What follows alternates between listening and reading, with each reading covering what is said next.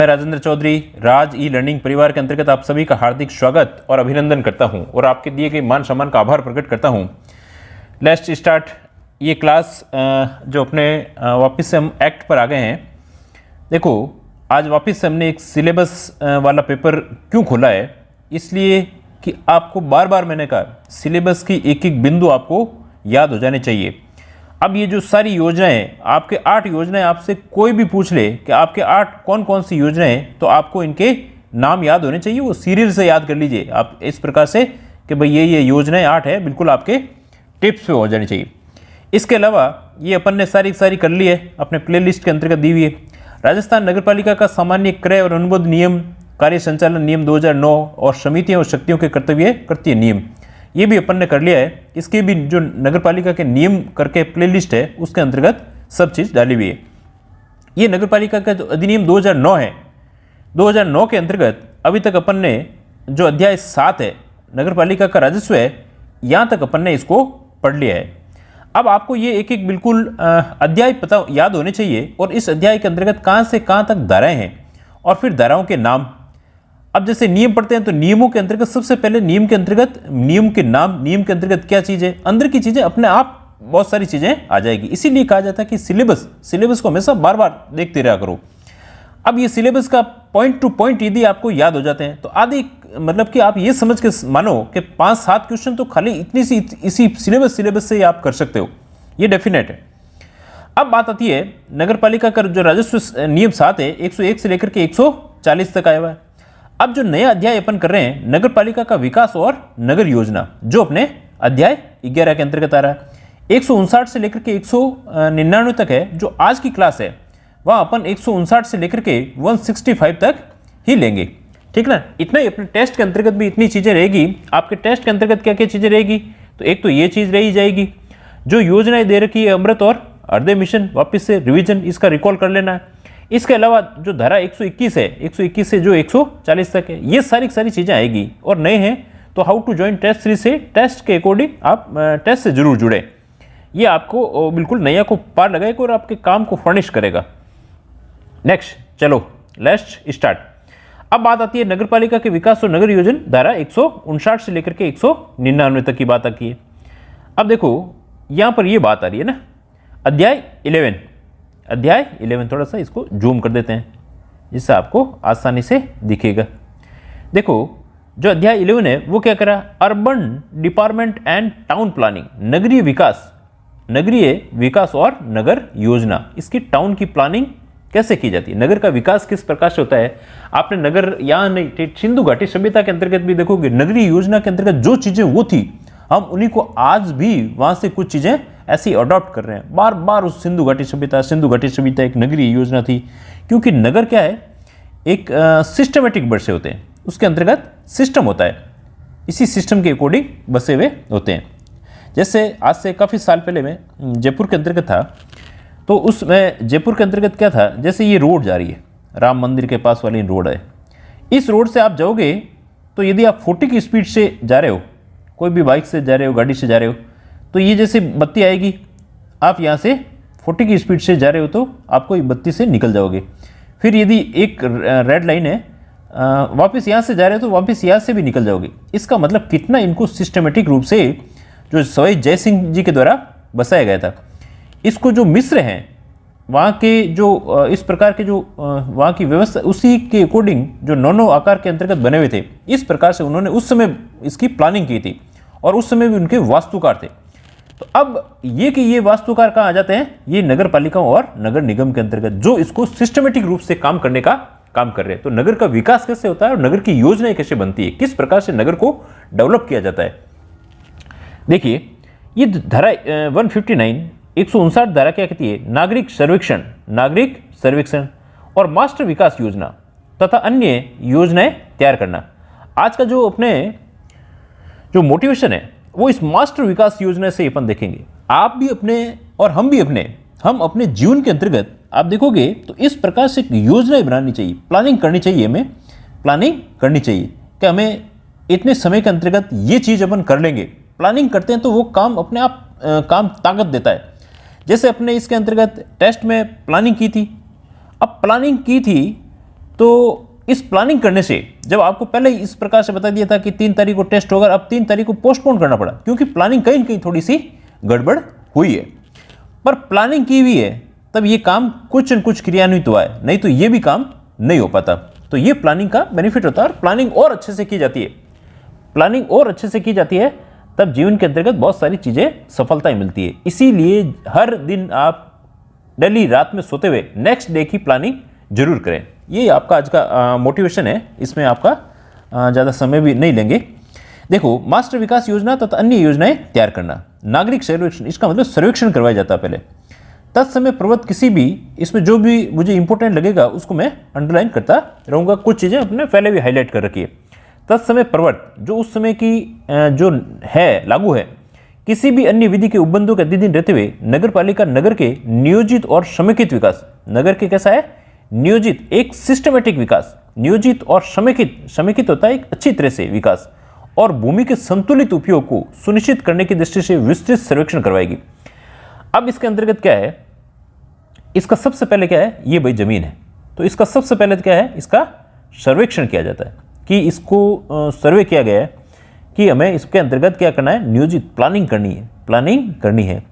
कोई भी आप देखोगे शहर के अंतर्गत है तो यदि इस प्रकार से प्लानिंग की जाती है, आपने देखा होगा जो कुछ प्लॉट काटते हैं उनकी भी प्लानिंग होती है, यहाँ से जैसे रोड डाल देंगे, यहाँ 25 बाई 50 के प्लॉट कर देंगे, यहाँ इतने प्लॉट कर देंगे, ये इस प्रकार से, ये बीच के अंतर्गत इस प्रकार से एक चौड़ी रोड हो जाएगी जहाँ लोग प्लॉटों की कीमत वगैरह महत्वपूर्ण हो जाती है। तो ये जो प्लानिंग है, ये जो नियोजित है, ये समेकित विकास, सब इसमें विकास क्या है, जो भी देखो प्रॉपर्टी वाले भी क्या करते हैं, यहाँ क्या भाई इसके अंतर्गत पार्क की सुविधा है या जिम की सुविधा है, तो ऐसी सुविधाएं ये छोटा सा एक विकास के अंतर्गत भी प्लानिंग कर रहे हैं। तो उसको भूमि को संतुलित उपयोग करने की सुनिश्चित करने की दृष्टि से नगर का सर्वेक्षण पहले क्या किया जाता है, उसका सर्वे किया जाता है, उसको सर्वे किया जाता है। और मास्टर विकास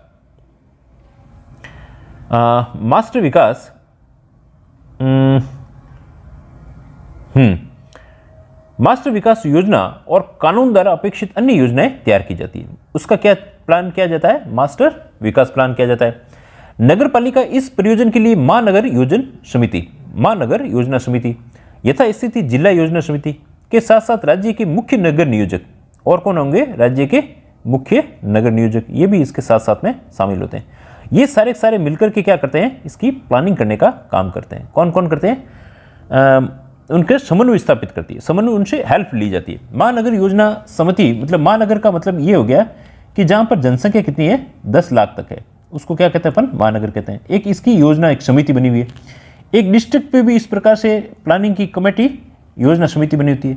और एक राज्य के अंतर्गत मुख्य नगर नियोजक जो टाउन प्लानर है। अभी आपने देखा होगा इस नगर पालिका जो ईओ और आरओ की वैकेंसी, इसके कुछ दिनों बाद में एक टाउन प्लानर की वैकेंसी आई थी। तो ये मुख्य नगर नियोजक होते हैं। तो महानगर योजना समिति, जिला योजना समिति और राज्य के मुख्य नगर नियोजक समिति, इनसे समन्वय स्थापित करेगी और इस प्रकार से उसके एक समय के अंतर्गत कि भाई ये समय के अंतर्गत ये योजना बनाना चाहते हैं। अब इसके अंतर्गत क्या है, इन्होंने मास्टर विकास योजना कितने टाइम के लिए होती है, 20 वर्ष के लिए होती है। निष्पादन योजना थोड़ी सी उससे छोटी काम कर रहे हैं कि इतना काम इस प्रकार से एग्जीक्यूट होना चाहिए, तो वो 5 वर्ष के लिए होगी।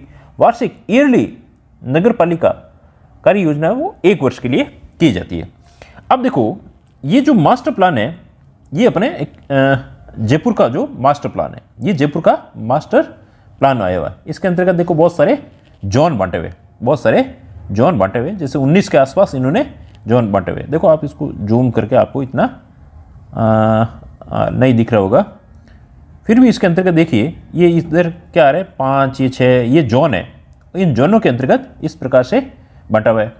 अब इसके अलावा इसको अलग अलग जोन के अंतर्गत अलग अलग कलर कर रखे हैं। ये इसको अलग अलग कलर के अंतर्गत ये इस उपयोग के लिए होगी, इसका उपयोग कृषि के लिए किया जाएगा, ये गैर कृषि, ये पार्क के लिए की जाएगी। इस प्रकार से इस जोन के अंतर्गत बांट करके उसका डेवलपमेंट किया जाता है। इसके अलावा जयपुर के अंतर्गत देखोगे इसके चारों ओर एक क्या बनाई जा रही है, जो रिंग रोड बनाई जा रही है। इसको रिंग, जैसे हाथ के अंतर्गत रिंग पहनते हैं, उसी प्रकार से इस रोड ऐसी डेवलप की गई है। इसी को क्या कहा गया है, रिंग रोड की गई है। ये सब इसके जो ये 2025 तक है, 2025 तक जो जयपुर का अपने टाउन प्लानिंग की गई है, जो जयपुर अपने नगर निगम और जो वहाँ का विकास प्राधिकरण है, जयपुर विकास प्राधिकरण के द्वारा इस प्रकार का डेवलपमेंट किया गया है। तो ये अपन बात कर रहे हैं, ये कितने टाइम के लिए होता है? 20 वर्ष के लिए।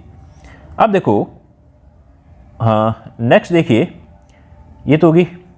अब इस मास्टर विकास योजना जो 20 साल के लिए बनी है, निष्पादन योजना तथा वार्षिक नगरपालिका कार्य योजना के अतिरिक्त नगरपालिका प्रत्येक वार्ड के लिए भी ऐसी योजनाएं तैयार कर सकती है।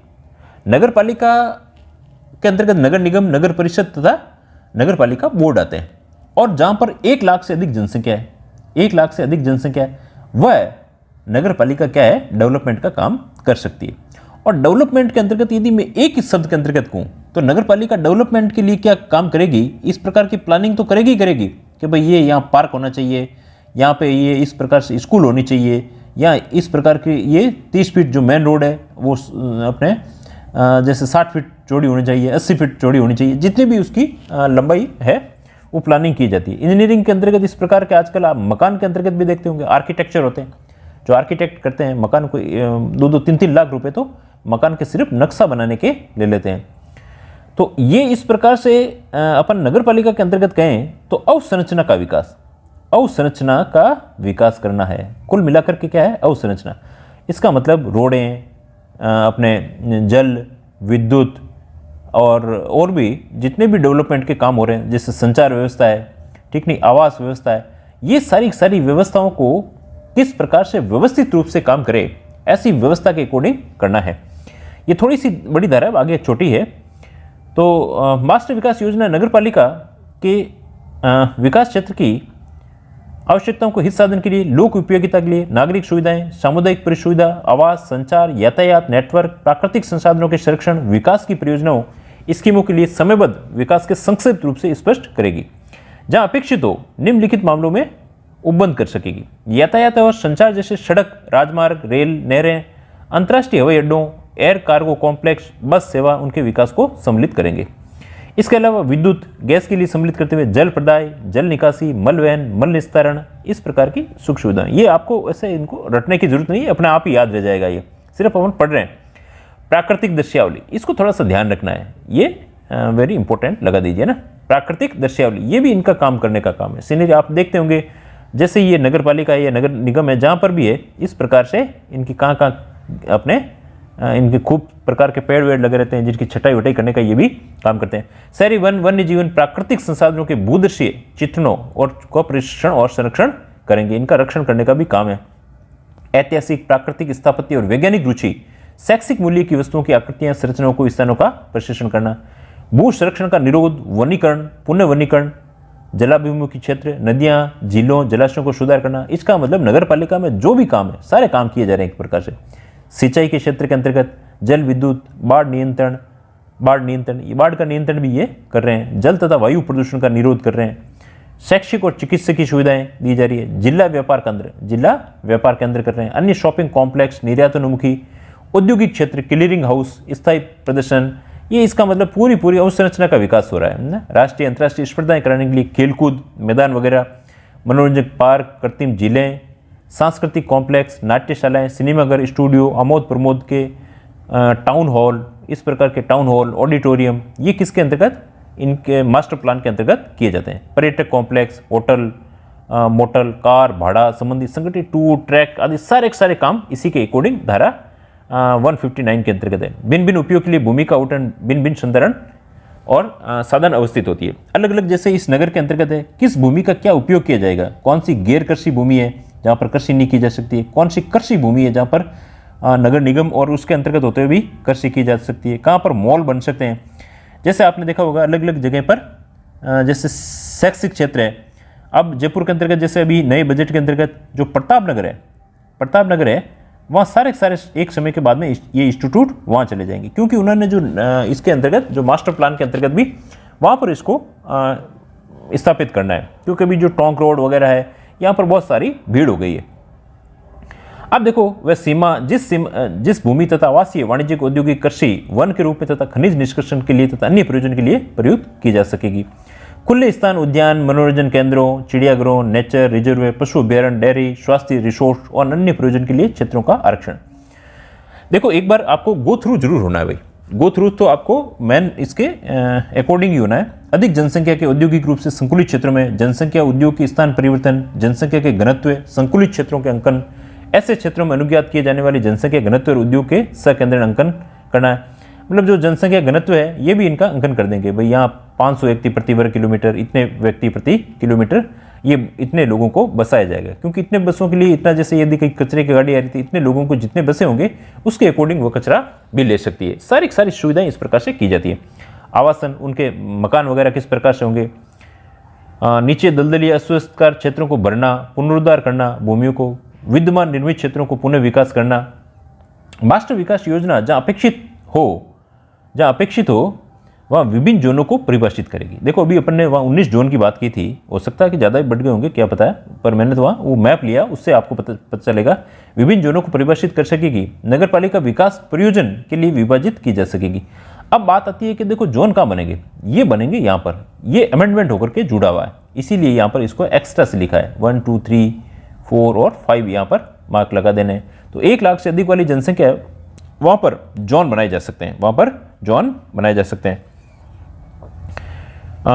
परिभाषित कर सकेगी। नगरपालिका विकास के प्रयोजन के लिए विभाजित की जा सकेगी। ऐसी रीति उपदर्शित कर सकेगी, इसमें विकासात्मक कार्य किए जाने हैं। ऐसी रीति उपदर्शित कर सकेगी जिसके प्रत्येक जोन में भूमि का उपयोग किया जाना प्रस्तावित है। हर भूमि के लिए कौन सी भूमि का किस प्रकार से उपयोग किया जाना है वो भी क्या है, प्रस्तावित है।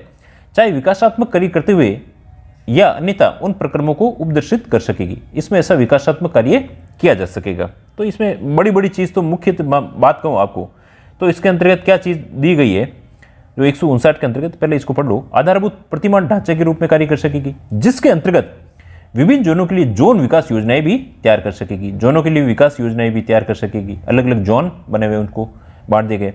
परंतु नगरपालिका यदि वे लोकहित में ऐसा करना आवश्यक है तो किसी जोन क्षेत्र को परिवर्तित कर सकती है। लोकहित में लगे तो उसको परिवर्तन किया जा सकता है। नगरपालिका ऊपर वर्णित कानून द्वारा अपेक्षित अन्य योजनाओं के मामले में उनमें सम्मिलित की जाने वाली विकास की मदों को अपेक्षित सर्वेक्षण सीमा के बाहर विनिश्चय कर सकेगी, डिसीजन कर सकेगी।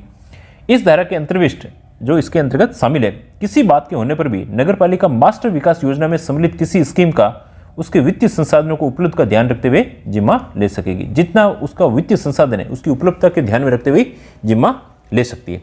अब यदि देखो इसके 159 धारा के अंतर्गत मोटी बात करें तो मोटी बात के अंतर्गत क्या है कि ये एक कोई संतुलित मास्टर प्लान जो योजना बनाएंगे तो सबसे पहले तो इनको क्या है, इनसे सलाह लेनी पड़ेगी। किससे लेनी पड़ेगी?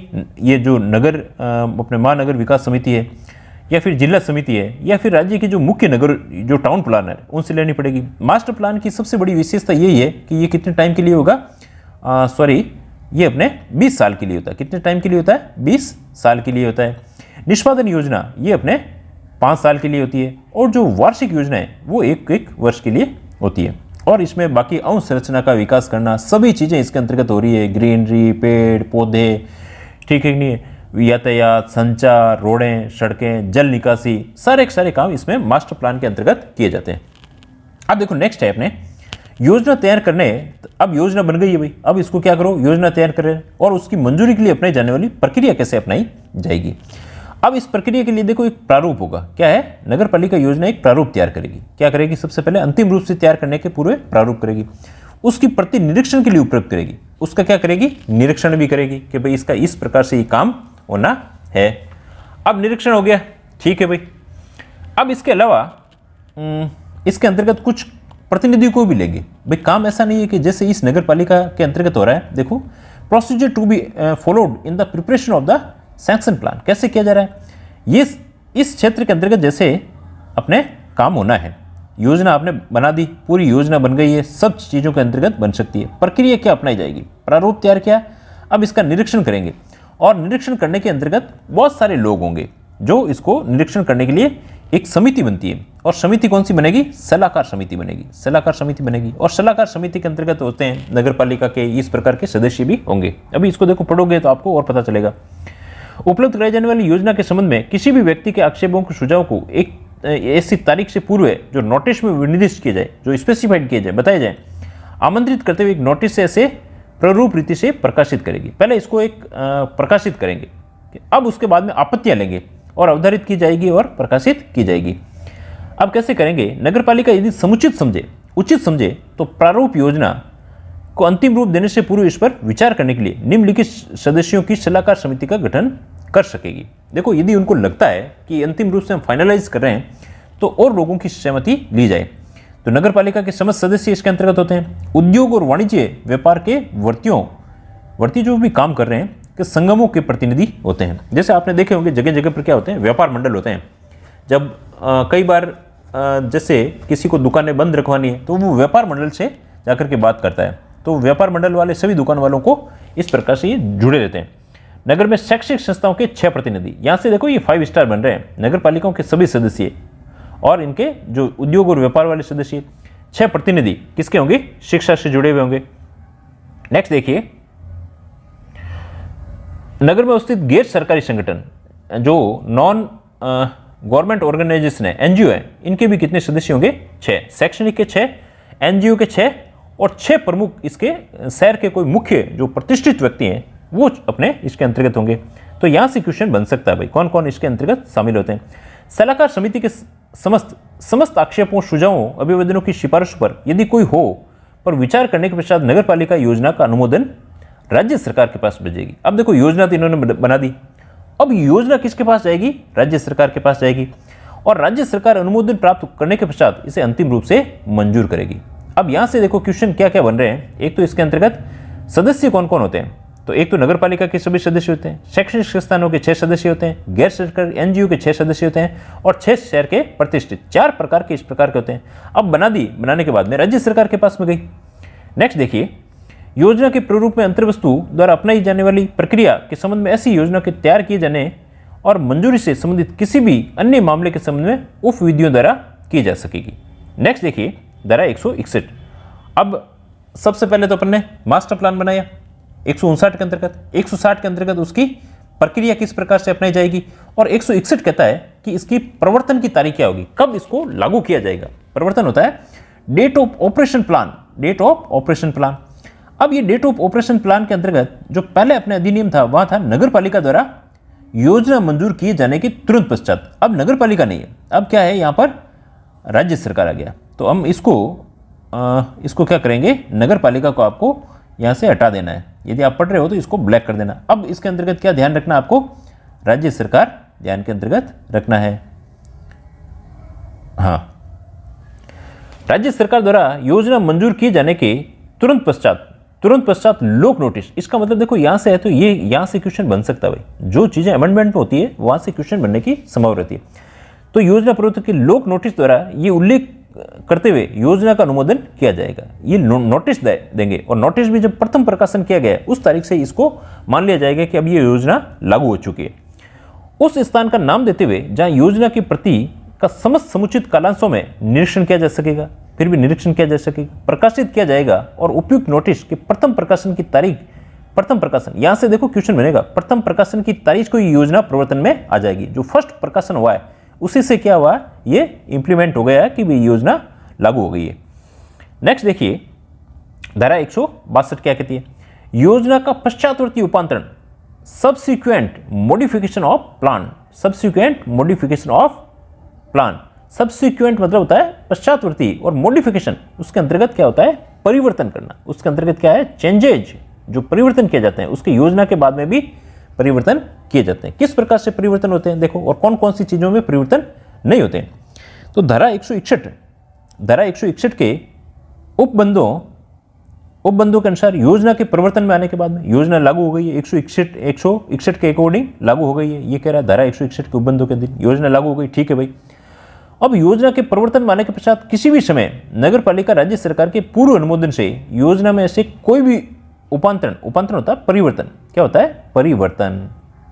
परिवर्तन मॉडिफिकेशन, परिवर्तन कर सकेगी।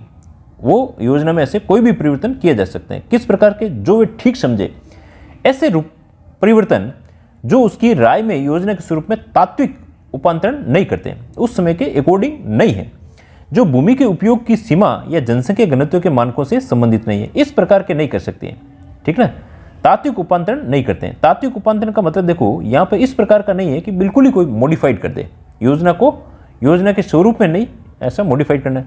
जो भूमि के उपयोग की सीमा या जनसंख्या घनत्व है भूमि के उपयोग की सीमा किस प्रकार से भूमि का उपयोग करना है, और जनसंख्या घनत्व के जो मानक है उनसे संबंधित नहीं होना चाहिए। इस प्रकार का परिवर्तन नहीं करते हैं।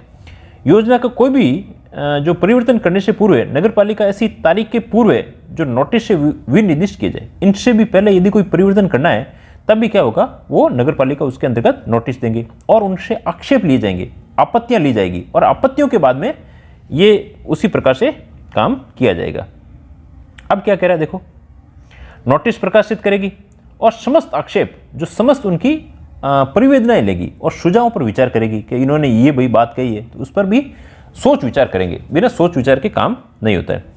इस धारा के उपबंधों के अधीन किया गया प्रत्येक उपांतरण, उपांतरण मतलब परिवर्तन, उपांतरण का मतलब क्या होता है, परिवर्तन, परिवर्तन प्रकाशित किया जाएगा, और वह परिवर्तन जो प्रकाशन की तारीख से या ऐसी तारीख से नगर पालिका राजपत्र में प्रकाशित नोटिस द्वारा नियत किया जाएगा।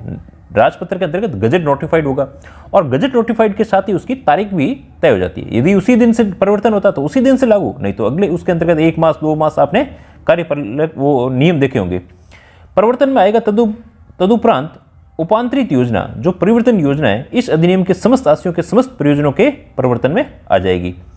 तो ये इसके अंतर्गत देखो बात की गई है। देखो एक बार इसको थोड़ा सा पढ़ो, उसके बाद में आपको और पता चलेगा। किसी भी उपांतरित योजना जो परिवर्तन योजना के परिवर्तन में आने पर इस अध्याय के पूर्वगामी धाराओं की सिवाय किसी भी अन्य धारा में मास्टर विकास योजना या किसी अन्य योजना के प्रति निर्देश की इस उपबंधों के अधीन यथा उपांतरित मास्टर विकास योजना या यथास्थिति किसी भी योजना के प्रति निर्देश के रूप में अर्थान्वित किया जाएगा। इसका मतलब कि जो मास्टर विकास योजना बनाई जा रही है उसी के अकॉर्डिंग सारे काम किए जाएंगे। योजना का पश्चातवर्ती उपांतरण, योजना हो गई है और उसके बाद में उसमें कुछ चेंजेज किए जा रहे हैं। चेंजेज वैसे ही होंगे जैसे कोई नई योजना बन रही है, उसी प्रकार से ये सारी प्रोसेस पब्लिश होंगे, उनके अंतर्गत आपत्तियां मांगी जाएगी और सारे काम वैसे ही होंगे। इस धारा के अधीन योजना का कोई भी उपांतरण जो परिवर्तन है तब तक नहीं किया जाएगा जब तक राज्य सरकार उसका अंतिम रूप से अनुमोदन नहीं कर दे। जैसे अपन ने योजना बनाते समय राज्य सरकार के अनुमोदन की आवश्यकता होती है, वैसे यहाँ पर राज्य सरकार के अनुमोदन की आवश्यकता होती है। नेक्स्ट देखिए धारा 163 के अंतर्गत है योजनाओं का क्रियान्वयन। योजनाओं का क्रियान्वयन कैसे क्रियान्वयन किया जाएगा? अब कह रहा है किसी भी योजना के परिवर्तन का मतलब होता है लागू होना, लागू हो गई आने के पश्चात नगर पालिका योजना के क्रियान्वयन में ऐसी कार्रवाई आरंभ कर सकेगी जो इस अधिनियम के उपबंधों के अधीन रहते हुए आवश्यक समझी जाएगी। इसका मतलब कि सीधी सी बात है, परिवर्तन में आ गई है, परिवर्तन में आने के पश्चात नगर पालिका योजना के क्रियान्वयन में ऐसी कार्रवाई आरंभ कर सकेगी जो इस अधिनियम के उपबंधों के अधीन आती है। कुल मिलाकर इसके अंतर्गत योजना को जिस दिन से लागू हो गई है उसी दिन से क्रियान्वयन हो गया, यही बात यहाँ पर की गई और इसमें कोई बड़ी चीज नहीं है। इंप्लीमेंटेशन ऑफ प्लान 164 धारा क्या कहती है? इस अधिनियम के पूर्व तैयार की गई योजनाएं इस अधिनियम के अधीन तैयार की गई समझी जाएगी। इस अधिनियम से पूर्व में जो भी पहले मास्टर प्लान बनाया है वो अब नया मास्टर प्लान इसी मास्टर प्लान के अधीन होगा। बस बात यह है। प्लान्स प्रिपेयर्ड पीरियड जो पहले बना था to this act deemed to have been prepared under this act, मतलब कि जो पहले की योजना थी इस पर ये योजना क्या है, अब इसी के अधीन ये योजना होगी। ठीक ना, उसको एक प्रकार से अपन नेग्लिजिबल, अब ये योजना ही लागू होगी, उसकी बातें लागू नहीं होगी। बात यहाँ पे इतनी सी है। इस अधिनियम के प्रारंभ के पूर्व तत्समय प्रवृत्त किसी भी अन्य विधि के उपबंधों के अधीन तैयार की गई कोई मास्टर विकास योजना इस अधिनियम के उपबंधों के अधीन तैयार की गई समझी जाएगी। जो नया बना हुआ है उसी के अकॉर्डिंग समझी जाएगी। जिस पर मास्टर विकास योजना की मंजूरी, उपांतरण जो परिवर्तन किए जा रहे हैं, परिवर्तन जो लागू की गई है से संबंधित पूर्वगामी धाराओं जो पहले में धाराएं थी उपबंध आवश्यक यथावश्यक परिवर्तन सहित लागू होंगे।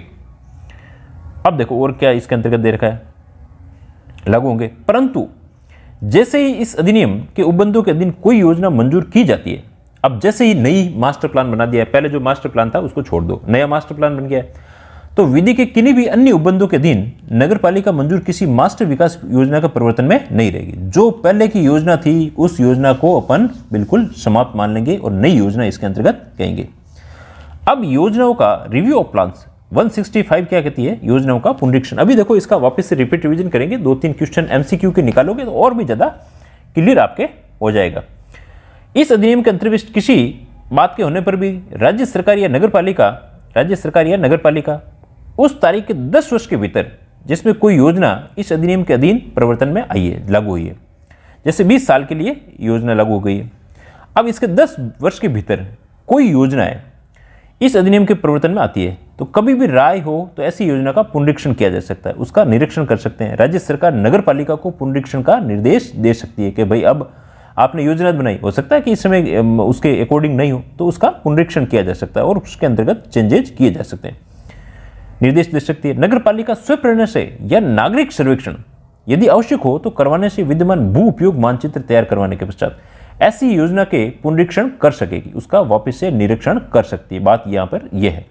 और तदुपरांत उसके उपरांत इस अध्याय के पूर्वगामी उपबंध जहां तक वे लागू होते हैं ऐसी योजना के पुनरीक्षण पर वैसे ही लागू होंगे जैसे वे योजना की तैयारी, प्रकाशन और मंजूरी के संबंध में प्रकाशित होते हैं। जैसे स्टार्टिंग के अंतर्गत योजना की तैयारी कैसे की जाती है, उसका प्रकाशन कैसे किया जाता है और उसके मंजूरी जो अनुमोदन का काम है, योजना की बनाई उसका प्रकाशन कैसे किया और उसके मंजूरी के संबंध के अंतर्गत किए जाते हैं। धारा 166 विकास क्षेत्रों की घोषणाओं से संबंधित है।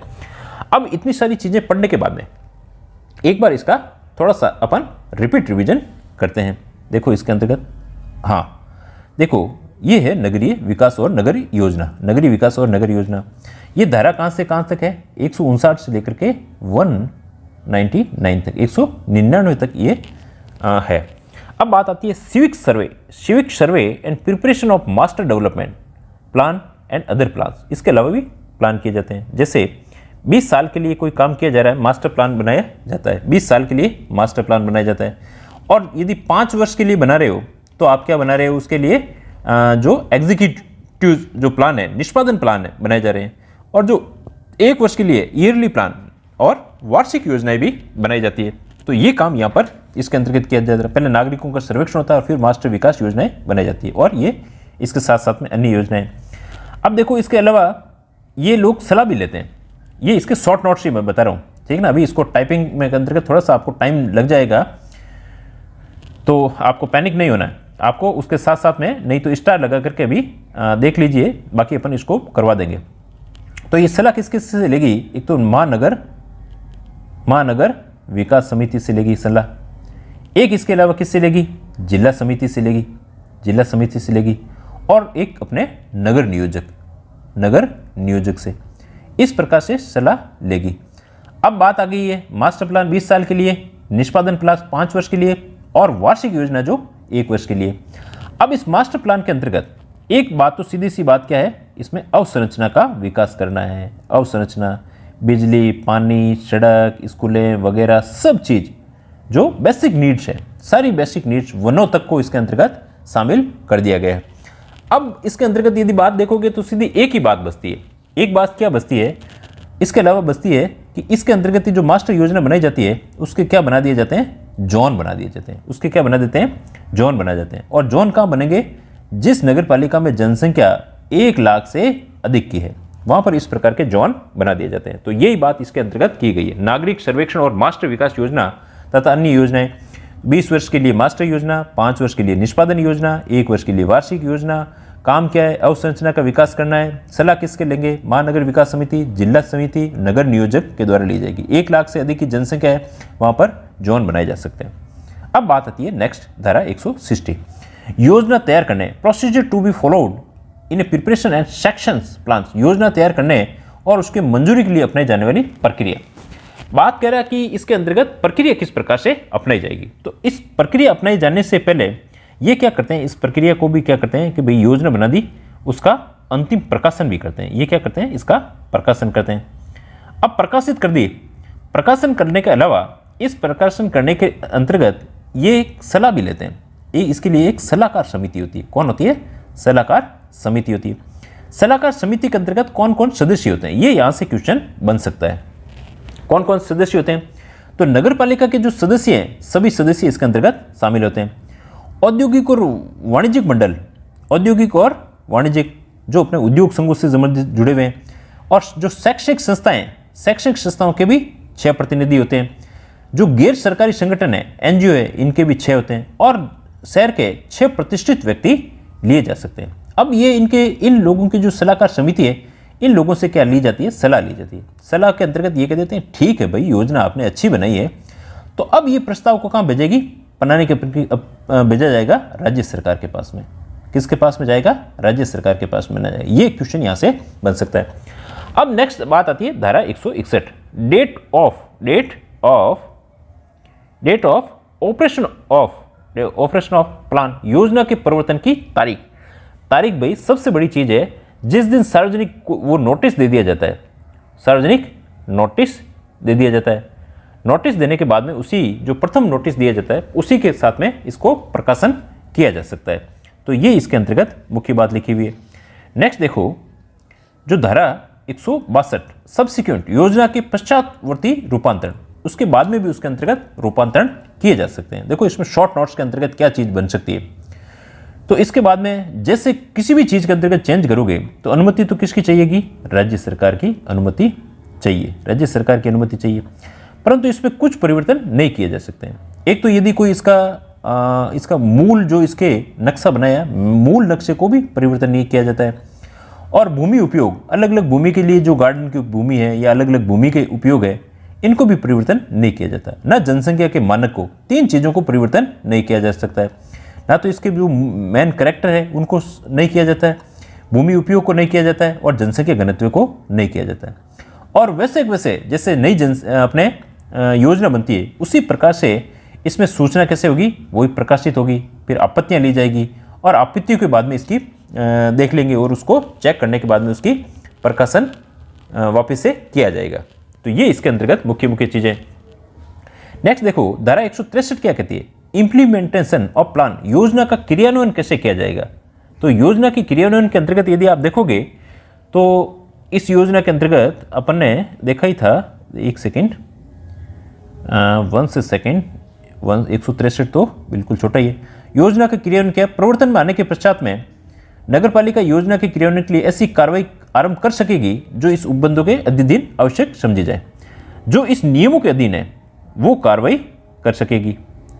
तो जो नियमों के अधीन है, इतनी सी बात है इसके अंतर्गत। क्या है, इसके अंतर्गत जो नियम है उसकी के अकॉर्डिंग योजना का क्रियान्वयन किया जाएगा। नेक्स्ट देखिए 164 क्या कहती है, प्लान्स कैसे लिख दिया, ठीक है, plans prepared period to this act deemed to have been prepared under this act, इस अधिनियम के पूर्व में तैयार की गई योजनाएं इस अधिनियम के अधीन तैयार समझी जाएगी। इसका मतलब कि जो अभी मास्टर प्लान बनाया है, आपने क्या बनाया है, मास्टर प्लान बनाया है कि भाई ऐसे रोडें होगी, ऐसे सड़कें होगी, और पूर्व में यदि कोई बना रखा है तो वो क्या हो जाएगा, इस अधिनियम के अंतर्गत ही आएगा, वो समाप्त हो जाएगा एक प्रकार से। नेक्स्ट धारा 165 क्या कहती है, योजना का पुनरीक्षण।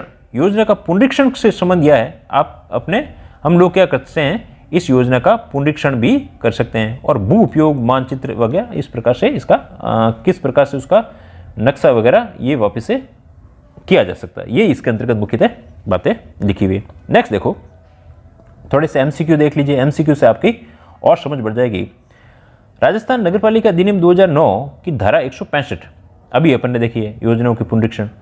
योजनाओं के पुनरीक्षण से बात कौन कह रहा है, धारा 165 कह रहा है कितने वर्षों के भीतर किया जा सकता है। तो कितने भीतर किया जा सकता है, तो ये आ जाएगा अपने 10 वर्षों के भीतर किया जा सकता है। अभी देखो अपन ने आपने देखा ही था, ये किया था अपने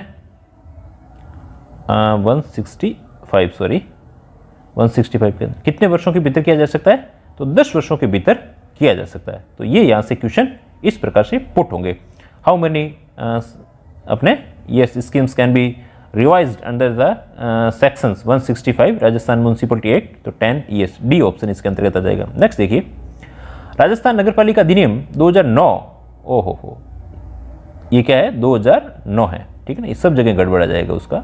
2009 के अनुसार धारा, ये क्या, धारा 161 के अंतर्गत योजना कब से लागू की जाएगी, नगरपालिका की योजना मंजूर होने के बाद, जिला कलेक्टर के अनुमोदन के पश्चात, राज्य सरकार के अनुमोदन के पश्चात, नोटिस के प्रथम प्रकाशन से। इसके अंतर्गत क्या ऑप्शन हो जाएगा, जब राज्य सरकार अनुमोदन के पश्चात नोटिस है उसके प्रथम प्रकाशन से इसको लागू मान लिया जाएगा।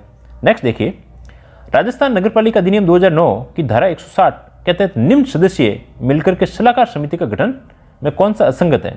सलाहकार समिति में कौन होते हैं, शैक्षिक संस्थाओं के 6 प्रतिनिधि होते हैं, नगरपालिका के समस्त सदस्य होते हैं बिल्कुल, नगर में कोई भी अन्य 6 नागरिक जो प्रतिष्ठित हैं वो नागरिक हो सकते हैं। तो सभी इसके अंतर्गत संगत है, डी ऑप्शन इसके अंतर्गत हो जाएगा। तो आई होप आपको क्लास पसंद आई होगी और इसको पूरी तल्लीनता से साथ में पढ़ें। जो कल टेस्ट लिया जाने वाला है उस टेस्ट के अंतर्गत आप जरूर दें। टेस्ट से ही आपको बहुत ज़्यादा बेनिफिट मिलेंगे और साथ के साथ में पढ़ते जाएं। पुरानी कुछ चीज़ें ऐसा लग रहा है कि नहीं याद है, सब चीज़ें अपने आप याद हो जाएगी। आप इसकी हेडेक बिल्कुल भी पैनिक नहीं हो और आप पढ़ते जाएं, पढ़ते जाओगे। उसके बाद में अपन जैसे अभी इनके एक साथ में नहीं, इनके एक साथ में 50-50 धाराओं के टेस्ट लेंगे तो 5 या 6 टेस्ट के अंतर्गत ही आपकी ये सारी चीज़ें रिकॉल हो जाएगी। और इस प्रकार से अपन 5 से 6 बार इनका रिकॉल करोगे तो आप अपने आप ही ये आपकी चीज़ें जहन के अंतर्गत चली जाएगी और आप इनको भूलोगे भी नहीं। और इतने सारे एमसीक्यू करवा देंगे जिससे आपको पूरी प्रश्न किसी उसकी जो कितना भी किसी प्रकार का टीचर हो उसकी अपनी रेंज से बाहर नहीं जाएगा। Thanks a lot.